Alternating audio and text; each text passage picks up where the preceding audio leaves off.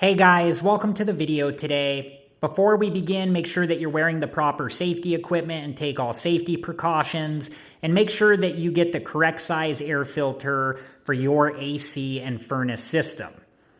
This air filter is a Nordic Pure AC and furnace air filter. And I bought a 3-pack, and this is one of the air filters. And I wanted to talk about two important things before you install your air filter into your AC and furnace system. The first thing I wanted to talk about is to make sure to write down the month, the day, and the year that you install the air filter into your AC and furnace system.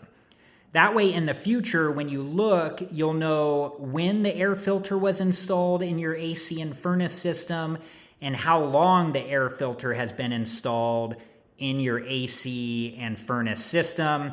And they have a box right here for the month, the day, and the year, so you can write that information down.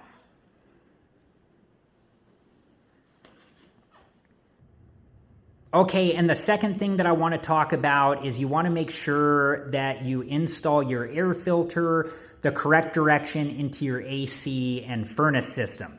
There's an arrow right here that says airflow, and it shows the proper airflow direction, that the airflow should be moving through the air filter. And you want to match that information up with the correct airflow direction of your AC and furnace system. And you want to make sure that you install the air filter the correct way into your AC and furnace system. That way the airflow is traveling through the air filter as it is supposed to be. You also want to make sure that your air filter is installed properly and securely into your AC and furnace system. All right, guys, I hope that this video was helpful, and thank you so much for watching.